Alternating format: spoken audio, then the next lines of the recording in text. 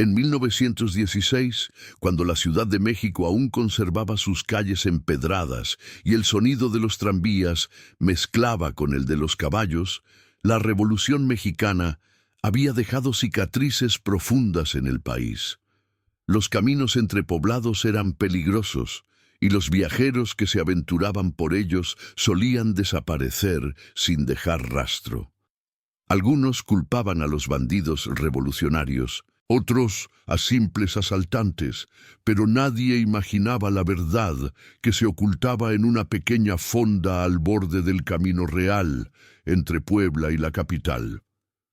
La fonda del descanso del viajero se alzaba solitaria en medio del paisaje árido, rodeada de nopales y mezquites retorcidos por el viento. Era un edificio de adobe con ventanas pequeñas y una puerta de madera carcomida que crujía con cada ráfaga de aire. Un letrero oxidado colgaba torcido sobre la entrada, balanceándose como un péndulo que marcaba el destino de quienes se atrevían a entrar. Si estás disfrutando esta historia, por favor suscríbete al canal y cuéntanos en los comentarios desde dónde nos estás viendo. Tu apoyo nos ayuda a seguir trayéndote más relatos. Don Sebastián Morales había sido carpintero en Tehuacán antes de que la guerra lo dejara sin trabajo. Con su esposa Refugio enferma de tuberculosis y sus 3 hijos pequeños con hambre, decidió emprender camino hacia la Ciudad de México, donde un primo le había prometido trabajo en una fábrica de muebles. Era marzo, y el sol caía implacable sobre el polvo del camino.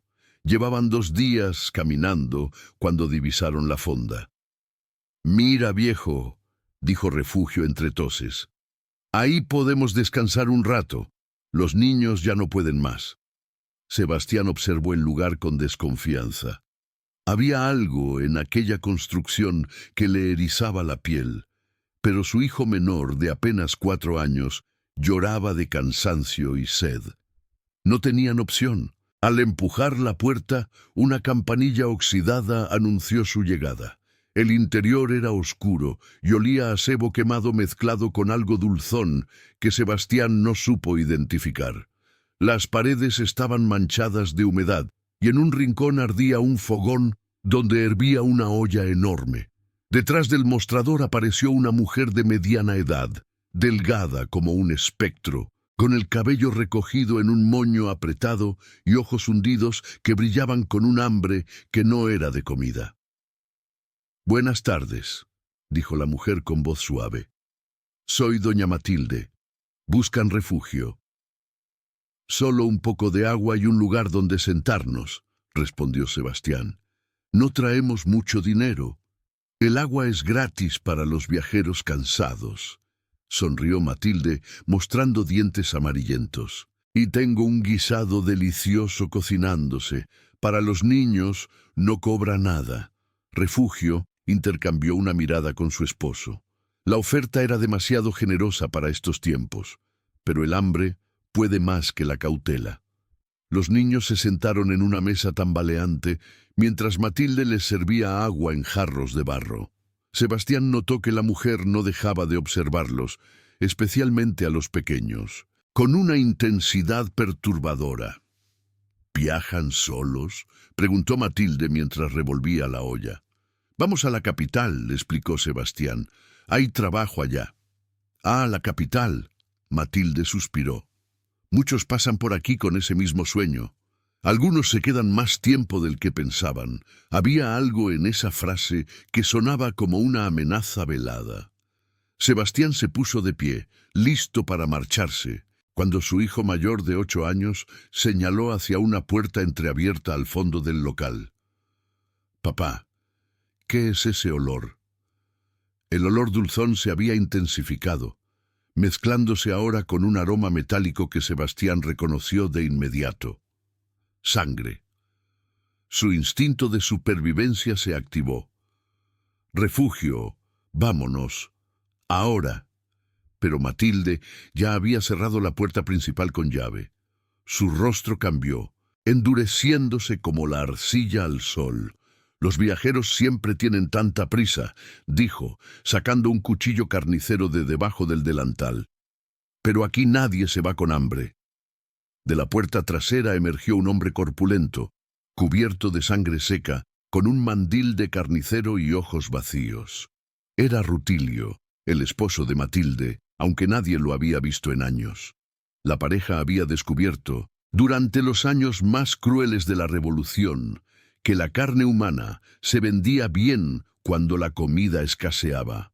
Lo que comenzó como una necesidad desesperada se transformó en algo más oscuro, un placer perverso por el control absoluto sobre la vida y la muerte de los viajeros indefensos. Sebastián empujó a su familia hacia la ventana mientras Rutilio avanzaba pesadamente. El cristal se rompió con el codo del carpintero, cortándole el brazo, pero logró sacar a sus hijos por el hueco. Refugio, debilitada por la enfermedad, se movía con lentitud. ¡Corre!, gritó Sebastián mientras enfrentaba a Rutilio con una silla. La lucha fue brutal. Rutilio era más grande y fuerte, pero Sebastián peleaba con la desesperación de un padre. Los muebles volaban. La sangre salpicaba las paredes ya manchadas. Matilde intentaba alcanzar a Refugio, que tosía sangre mientras se arrastraba hacia la ventana rota. En un movimiento desesperado, Sebastián logró clavar las astillas de la silla en el cuello de Rutilio, quien cayó gorgoteando. Matilde gritó con una furia inhumana y se lanzó sobre Sebastián con el cuchillo en alto. El filo le rozó el costado, abriendo una herida profunda, pero el carpintero logró empujarla contra el fogón. La mujer cayó directamente sobre la olla hirviendo y sus alaridos llenaron la fonda mientras su piel se desprendía. Sebastián, sangrando y mareado, ayudó a Refugio a salir.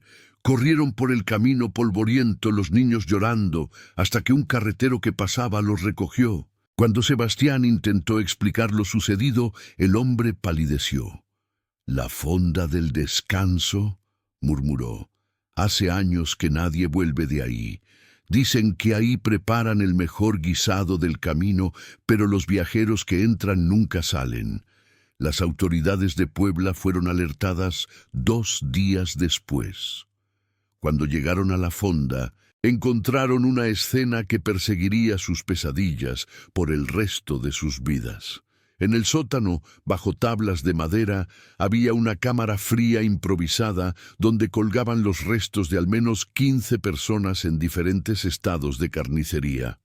Algunos cuerpos estaban completos, otros reducidos a piezas irreconocibles. En estantes de madera había frascos con órganos conservados en salmuera, etiquetados con fechas que se remontaban a 1912. Los registros mostraban que Matilde y Rutilio habían sido propietarios respetables hasta que la hambruna los cambió. Su hijo único había muerto de inanición en 1911 y algo se rompió en ellos. Comenzaron ofreciendo comida especial a otros establecimientos de la región sin revelar nunca el origen de la carne.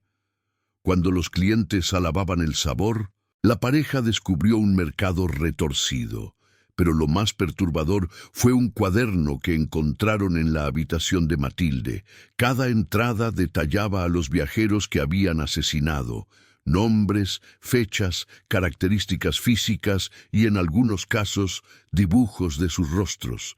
Matilde escribía pequeñas notas sobre cada uno. Este tenía buenos modales, aquella lloraba bonito. El niño de ojos verdes suplicó por su madre. Era un catálogo de horror, escrito con letra elegante y pulcra. El inspector Guadalupe Reyes, encargado del caso, encontró algo más en la cocina. Recetas. Recetas detalladas de cómo preparar diferentes partes del cuerpo humano, con instrucciones sobre temperatura, especias y tiempo de cocción. Matilde había perfeccionado su arte macabro durante años, experimentando con diferentes métodos culinarios. «Dios mío», susurró Reyes cuando descubrió que algunos de los establecimientos de Puebla aún tenían en sus despensas la carne especial que les vendía la fonda. Varios dueños de restaurantes fueron arrestados, aunque la mayoría afirmaba ignorancia. El escándalo sacudió a la región. Rutilio había sobrevivido al ataque de Sebastián, pero murió desangrado antes de que llegaran las autoridades.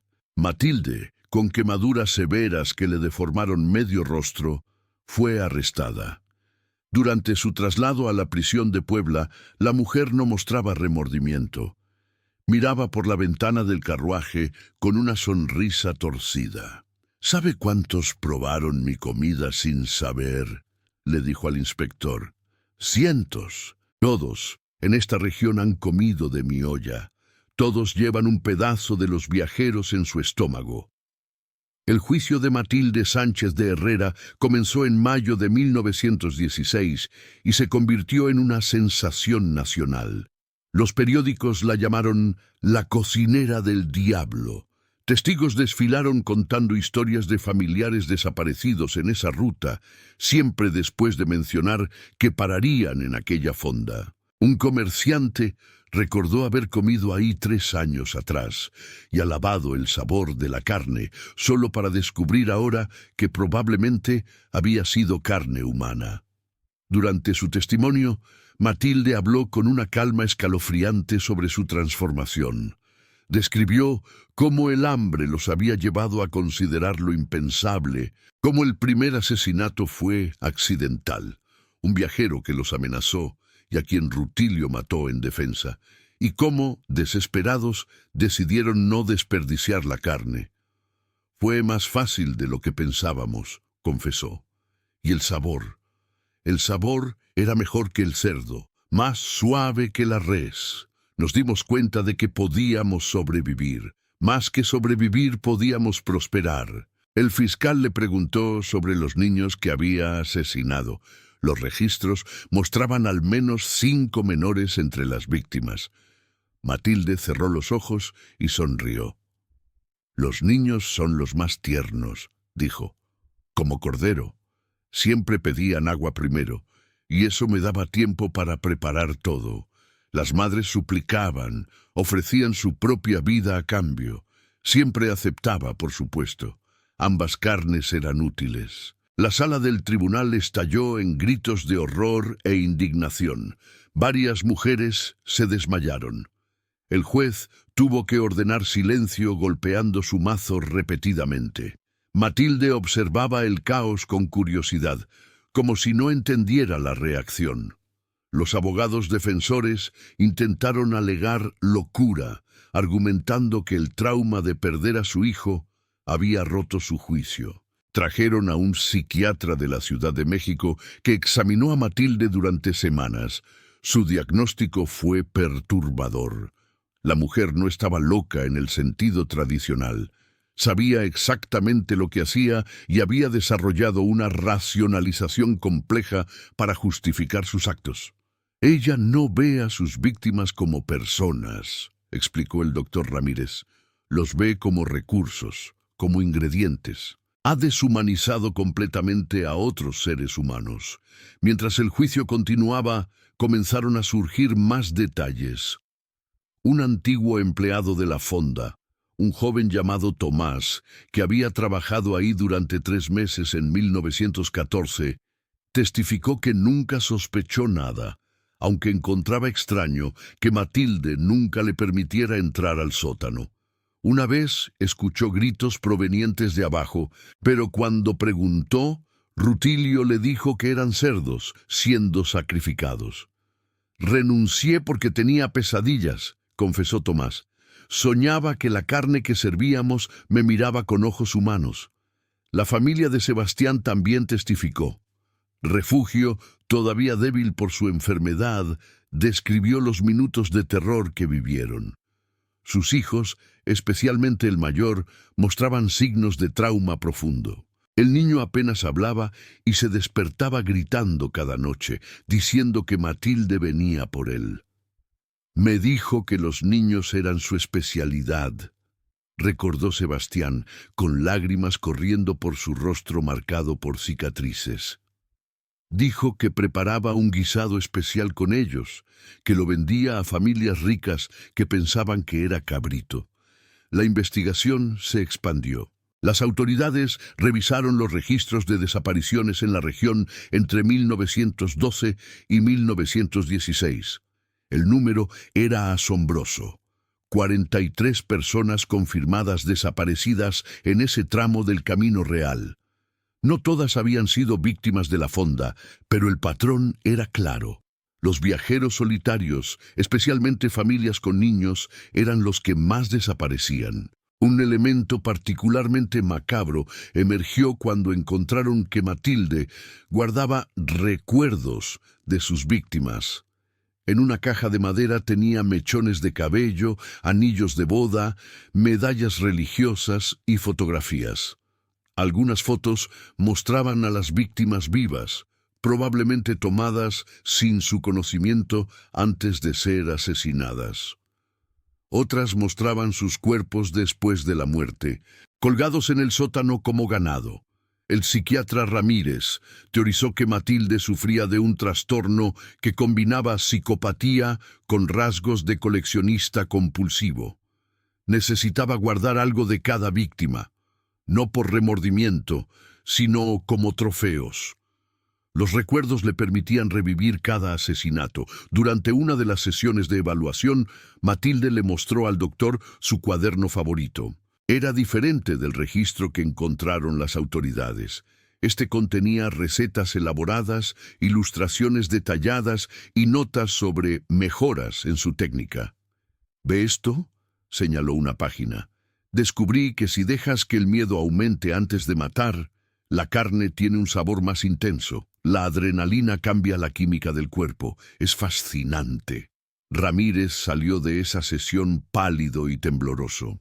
Le confesó al fiscal que nunca había encontrado a alguien tan desprovisto de empatía, tan completamente desconectado de la humanidad de otros. La defensa intentó una última estrategia: argumentar que Matilde era víctima de su esposo, que Rutilio la había forzado a participar en los asesinatos bajo amenaza. Pero la evidencia era abrumadora. Los testimonios de supervivientes, porque Sebastián y su familia no fueron los únicos que escaparon, pintaban un cuadro diferente. Una anciana llamada Josefina relató cómo, en 1913, ella y su esposo pararon en la fonda. Matilde les ofreció hospedaje para pasar la noche. Durante la cena, Josefina notó que el guisado tenía un sabor extraño, casi dulce. Cuando preguntó qué tipo de carne era, Matilde sonrió misteriosamente. «Es una receta de familia», había dicho, «muy especial». Esa noche, Josefina despertó con náuseas y escuchó sonidos extraños provenientes del piso de abajo. Cuando bajó a investigar, vio a través de una rendija en la puerta del sótano a Matilde y Rutilio descuartizando un cuerpo. La anciana y su esposo huyeron por la ventana, descalzos y aterrorizados, y corrieron hasta el pueblo más cercano. Cuando reportaron lo visto, las autoridades locales no les creyeron, asumiendo que habían tenido una pesadilla compartida o que estaban inventando historias para no pagar la cuenta. Matilde no era una víctima, afirmó Josefina durante el juicio. Era igual de monstruosa que su marido, quizás más. Él mataba con indiferencia, pero ella disfrutaba cada momento. Vi su rostro cuando trabajaba en ese cuerpo. Estaba sonriendo. El veredicto llegó en julio de 1916. Matilde Sánchez de Herrera fue declarada culpable de 15 asesinatos confirmados, aunque todos sabían que el número real era mucho mayor. El juez, un hombre serio llamado don Esteban Fuentes, la sentenció a muerte por ahorcamiento. Sus crímenes son tan atroces que no existe otra sentencia apropiada, declaró. Ha demostrado ser un peligro absoluto para la sociedad, sin posibilidad de redención o rehabilitación. Matilde escuchó la sentencia sin parpadear. Cuando le preguntaron si tenía algo que decir, se puso de pie lentamente. «Solo quiero que sepan», dijo mirando al tribunal lleno, «que no me arrepiento de nada. Hice lo que era necesario para sobrevivir y luego hice lo que disfrutaba. Si tuviera que vivir mi vida otra vez, haría exactamente lo mismo. Cada uno de ustedes haría lo mismo en mi situación. Todos somos animales cuando tenemos hambre. El silencio que siguió fue ensordecedor. Nadie se atrevía a respirar. El juez golpeó su mazo. Que Dios tenga piedad de su alma, porque este tribunal no la tiene. Matilde fue trasladada a la prisión de mujeres en Puebla mientras esperaba su ejecución. Durante los meses siguientes se convirtió en una especie de atracción macabra. Periodistas de todo el país pedían entrevistas, curiosos enviaban cartas preguntando detalles de sus crímenes. Algunos le escribían amenazas, otros, sorprendentemente, cartas de admiración por su valentía de desafiar las normas sociales. Una joven periodista llamada María Elena Torres logró conseguir varias entrevistas exclusivas. En sus artículos para El Universal describió a una mujer compleja y perturbadora. Matilde le habló de su infancia en un rancho pobre de Tlaxcala, de cómo había aprendido a cocinar con su abuela, de cómo siempre sintió que era diferente a otros niños. Cuando mis hermanos lloraban al ver sacrificar un cerdo, yo solo sentía curiosidad, le confesó Matilde. Quería saber cómo funcionaba el cuerpo por dentro, cómo cada parte servía a un propósito. Mi abuela decía que yo tenía manos de cocinera, pero mi madre se preocupaba. Decía que había algo malo en mis ojos. María Elena preguntó sobre su hijo, el niño que murió de hambre en 1911. Por primera vez vio algo parecido a una emoción genuina en el rostro de Matilde. Sus ojos se humedecieron y sus manos temblaron. Antonio era perfecto, susurró. Cabello negro como la noche, ojos brillantes. Tenía 3 años cuando murió. Lo vi consumirse lentamente porque no había comida. Rutilio y yo vendimos todo lo que teníamos, pero no alcanzaba. Una noche simplemente dejó de respirar. Lo sostuve hasta el amanecer. ¿Eso justifica lo que hizo después?, preguntó María Elena. No lo justifica, respondió Matilde, recuperando su frialdad habitual. Pero lo explica. Cuando Antonio murió, algo murió en mí también, la parte que entendía que otras vidas importaban. Ya no podía sentir empatía, solo veía carne y huesos, recursos para sobrevivir. La periodista publicó estas entrevistas causando un debate nacional sobre la naturaleza del mal. ¿Matilde había nacido malvada o las circunstancias la habían convertido en monstruo? Los intelectuales de la época discutían en cafés y periódicos. Algunos argumentaban que la pobreza y el trauma podían destruir la moral humana. Otros insistían en que millones habían sufrido hambre sin convertirse en asesinos caníbales. Mientras tanto, la familia de Sebastián intentaba reconstruir su vida en la Ciudad de México.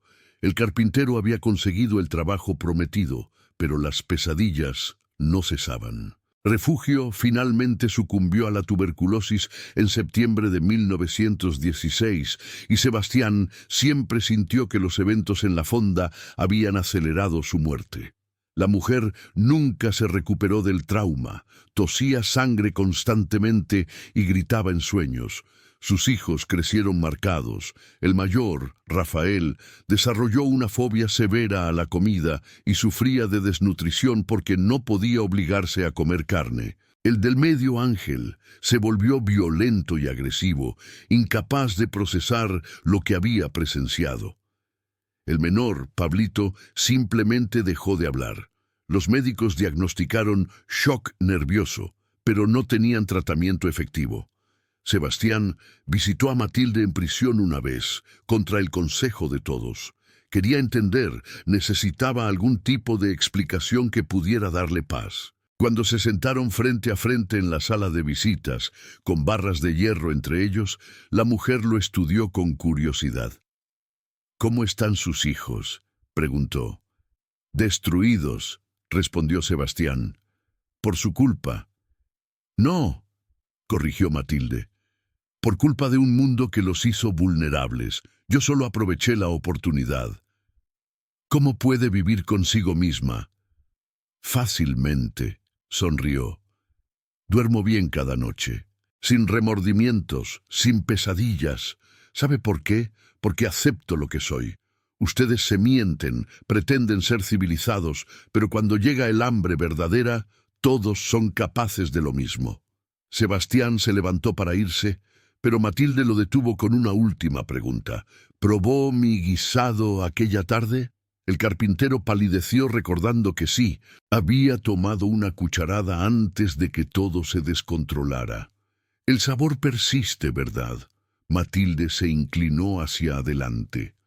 Ahora es parte de usted. Nunca podrá olvidarlo. Sebastián salió corriendo de la prisión y vomitó en el patio. La guardia tuvo que ayudarlo a salir del edificio. Nunca volvió. La fecha de ejecución de Matilde se fijó para el 3 de noviembre de 1916, Día de Muertos. La ironía no pasó desapercibida. Algunos vieron un simbolismo apropiado. Una mujer que había profanado la muerte misma sería ejecutada en el día que México honraba a sus difuntos. La noche anterior, el padre José María Sánchez visitó a Matilde para ofrecerle los últimos ritos.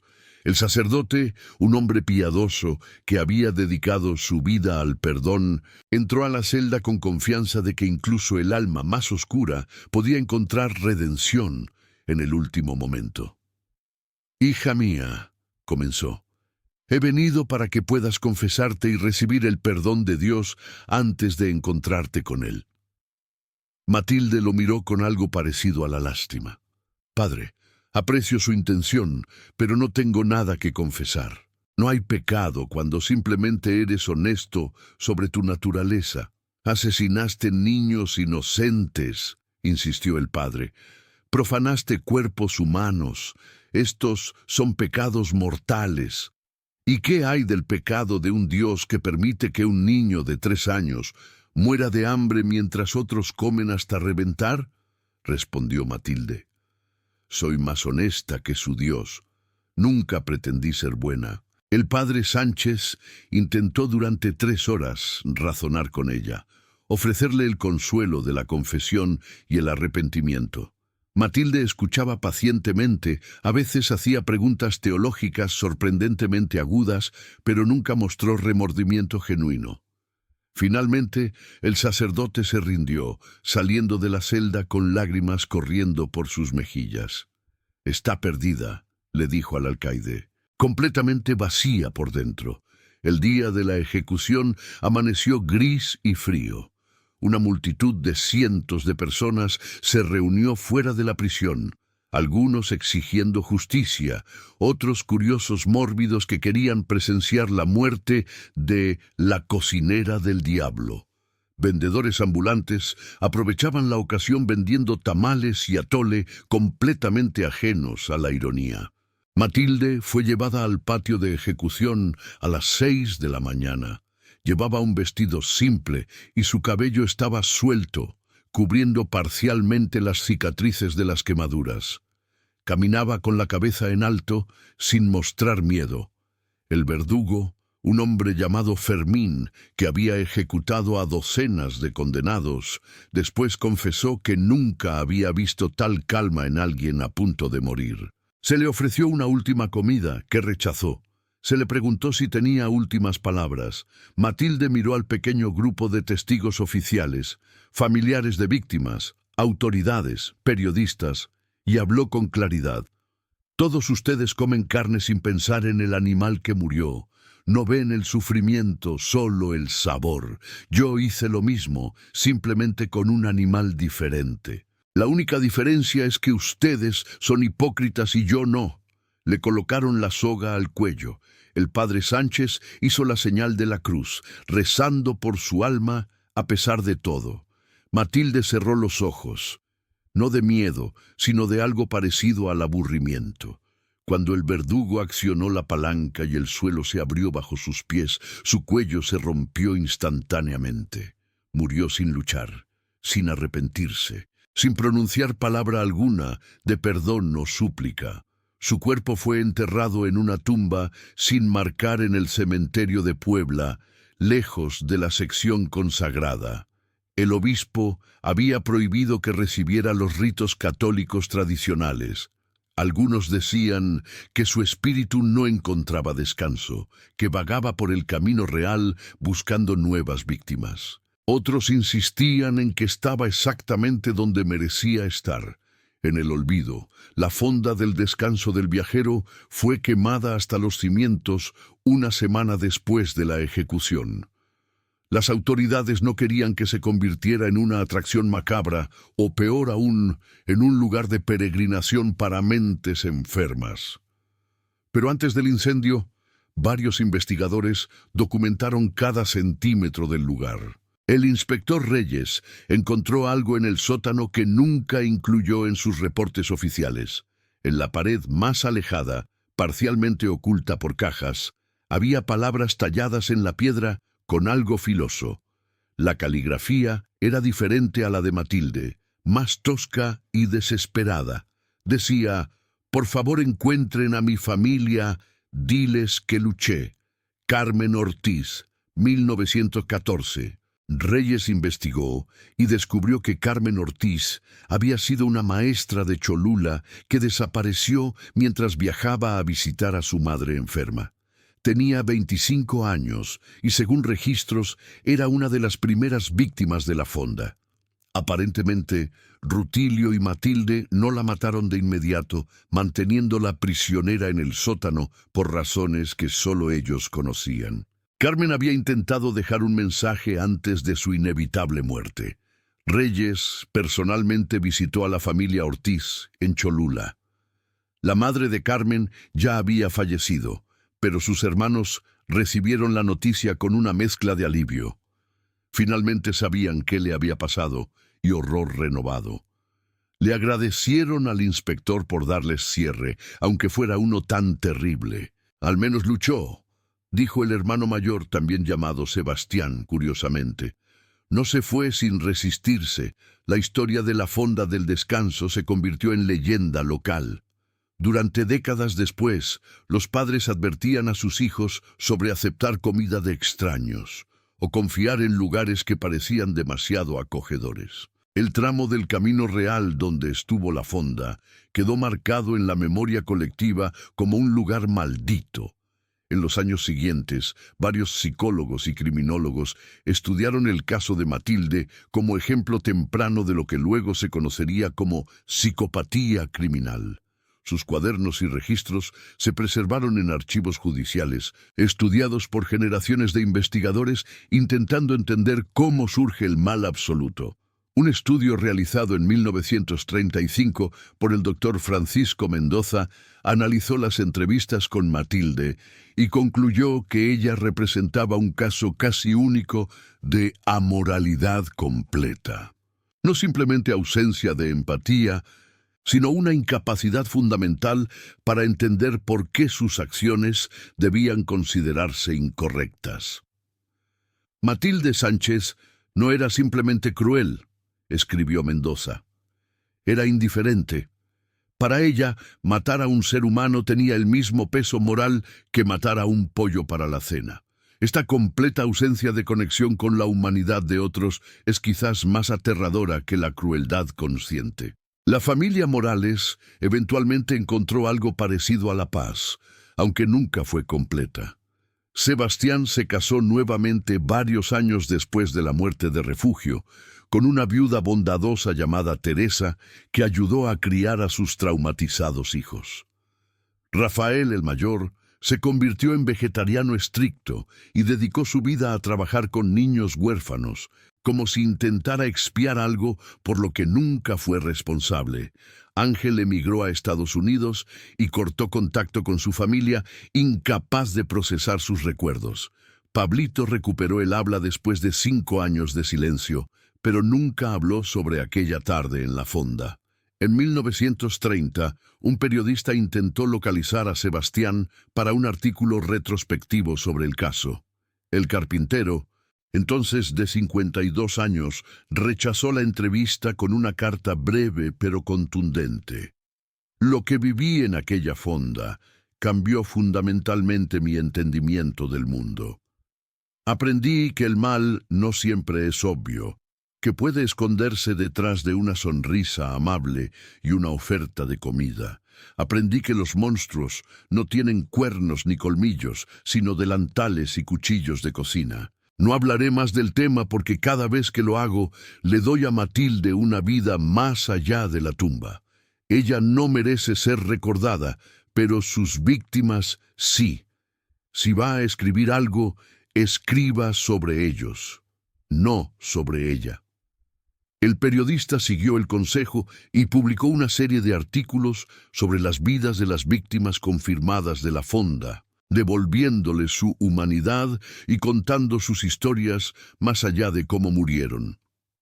El sitio donde estuvo la fonda permaneció vacío durante décadas.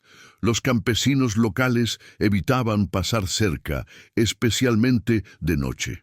Contaban historias de luces extrañas y sonidos de pasos donde ya no había edificio. Un hombre juró haber visto a una mujer delgada con el rostro quemado parada entre las ruinas, mirando el camino como esperando viajeros.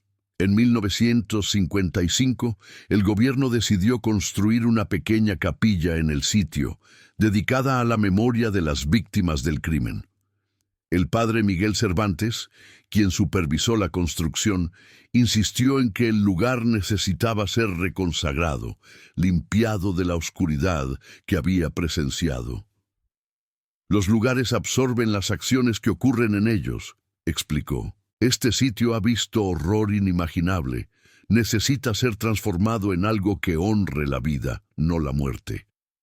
La capilla, simple pero hermosa, se convirtió en un lugar de peregrinación para familiares de personas desaparecidas a lo largo del camino. No solo víctimas confirmadas de Matilde y Rutilio, sino de todos los peligros que acechaban a los viajeros durante aquellos años turbulentos. Las paredes se llenaron de fotografías, velas y oraciones. Una placa en el exterior lista los nombres de las 15 víctimas confirmadas, seguido de la frase «y muchos más que permanecen desconocidos, pero no olvidados».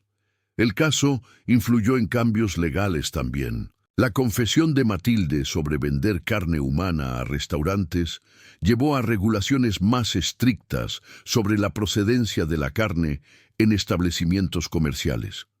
Se implementaron inspecciones obligatorias y registros de proveedores. Aunque parecía una respuesta obvia en retrospectiva, antes de este caso nadie había considerado necesario tales controles. Los estudios psicológicos del caso continuaron por generaciones.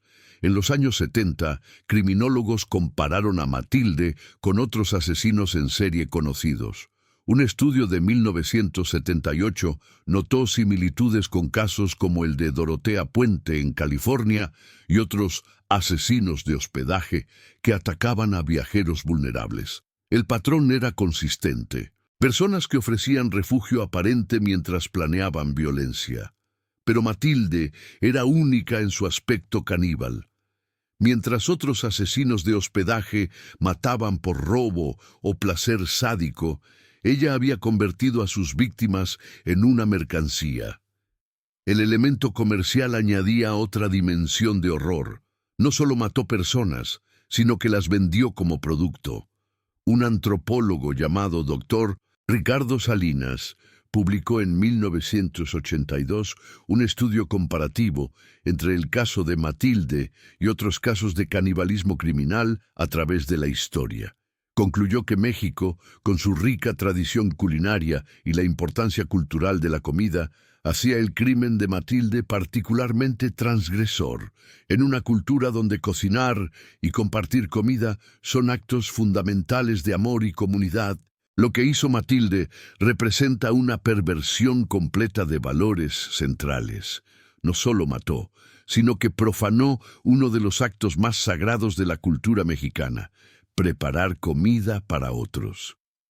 Rafael Morales, el hijo mayor de Sebastián, leyó este estudio cuando tenía 60 años.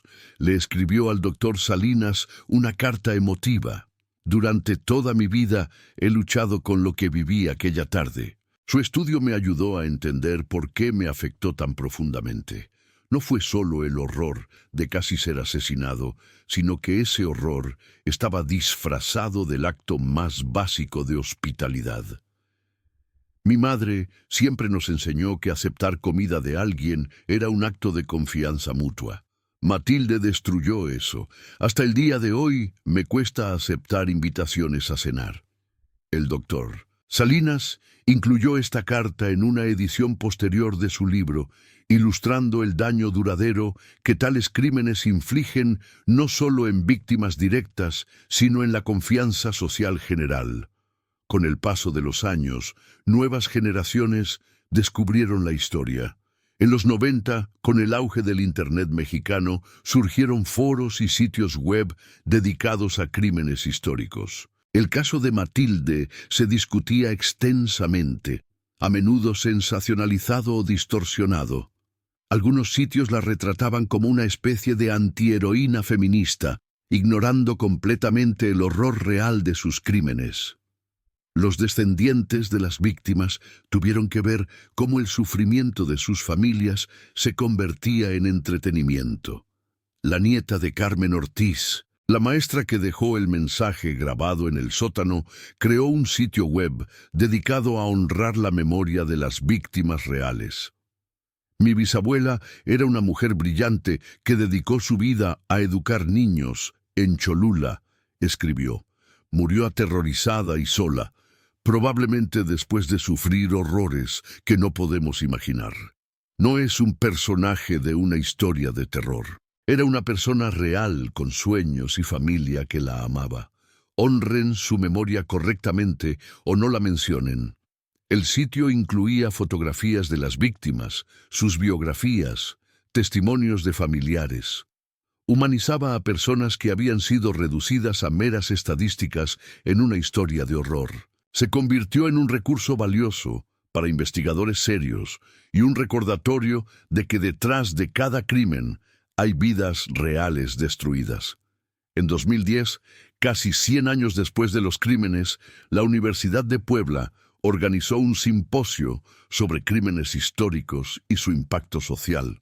Académicos de diversas disciplinas, psicología, criminología, historia, antropología, se reunieron para discutir casos como el de Matilde desde perspectivas contemporáneas. Una de las ponencias más impactantes fue presentada por la doctora Ana Luisa Contreras, psicóloga especializada en trauma transgeneracional. Mostró cómo el trauma del caso de la Fonda del Descanso había afectado no solo a sobrevivientes directos, sino a sus descendientes. Los nietos y bisnietos de Sebastián Morales todavía reportan pesadillas y ansiedad relacionadas con comida y confianza, explicó. El trauma no termina con la generación que lo experimentó. Se transmite, se transforma, pero persiste. Durante el simposio, un descendiente directo de Matilde habló públicamente por primera vez.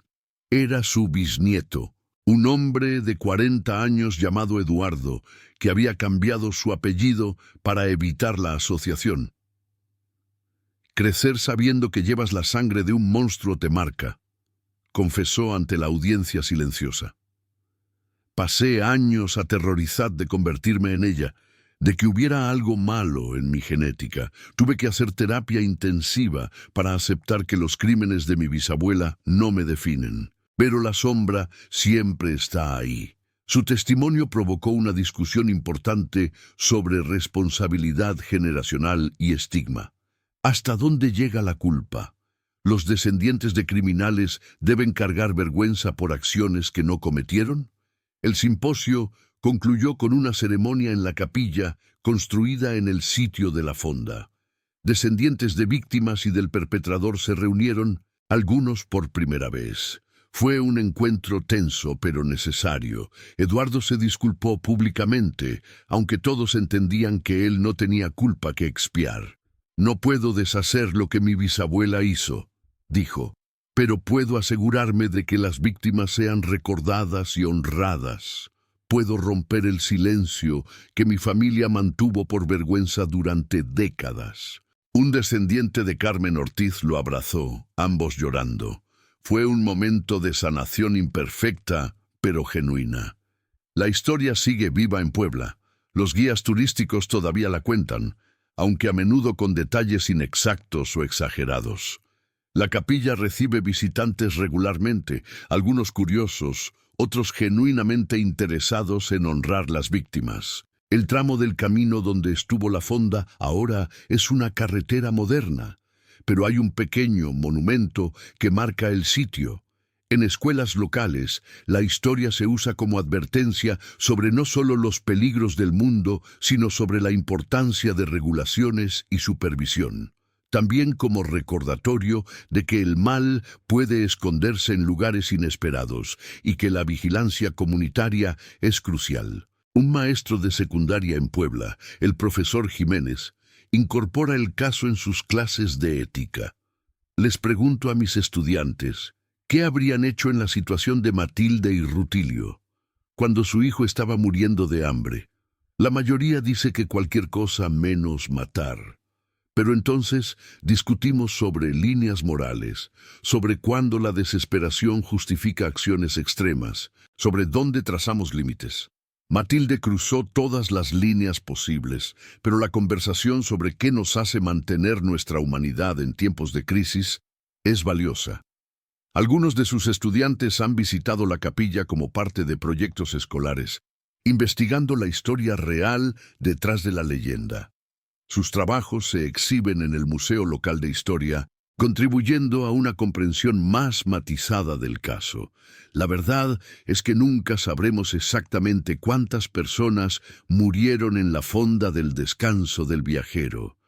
15 fueron confirmadas, pero los registros de Matilde eran incompletos. Deliberadamente, algunos sospechan. El sótano podría haber contenido restos de muchas más víctimas que nunca fueron identificadas. Cada año, en el Día de Muertos, se realiza una ceremonia especial en la capilla. Familias que perdieron a seres queridos en el camino real durante aquellos años, víctimas confirmadas de la fonda o simplemente desaparecidos, vienen a dejar ofrendas. Fotos, flores, comida favorita de los difuntos. Es una mezcla de la tradición mexicana de honrar a los muertos con el reconocimiento específico de estas muertes violentas. El padre actual de la parroquia, el joven padre Alejandro, cree que la capilla tiene un propósito sanador. Este lugar fue testigo de gran maldad, dice, pero ahora es un espacio de memoria y sanación. Las personas vienen aquí a llorar, a recordar, a encontrar algo de paz. Creo que eso es importante. No borramos el horror, pero lo transformamos. En las paredes de la capilla, además de fotografías de víctimas, hay mensajes escritos por visitantes a través de los años. Algunos son oraciones, otros reflexiones personales. Uno, escrito en caligrafía temblorosa por alguien que firmó solo como un sobreviviente 1915, dice: «Viví porque corrí más rápido que mi amigo. Él murió en mi lugar. Durante 100 años he cargado esa culpa. Perdóname, Tomás. Espero que encuentres paz donde yo no la he encontrado». Estas historias personales, estas voces que persisten décadas después, son quizás el verdadero legado del horror de la fonda del descanso. No las estadísticas ni los análisis forenses, sino el dolor humano continuo, las vidas interrumpidas, el trauma que persiste generación tras generación. Matilde quería ser recordada. En sus últimas palabras, desafió a la sociedad a reconocer que era más honesta que los hipócritas que la juzgaban. Pero el tiempo ha sido más sabio que ella. No se la recuerda como quería, como alguien que dijo una verdad incómoda sobre la naturaleza humana. Se la recuerda como lo que era, una asesina despiadada que destruyó innumerables vidas por conveniencia y eventualmente por placer. Las víctimas, en cambio, se recuerdan por lo que fueron: Personas reales con vidas, familias, esperanzas y sueños. Carmen Ortiz, la maestra. Antonio Ramírez, el comerciante de Cholula. María Santos, la costurera viuda con 4 hijos. Pablo Guerrero, el estudiante que viajaba a la capital para estudiar medicina.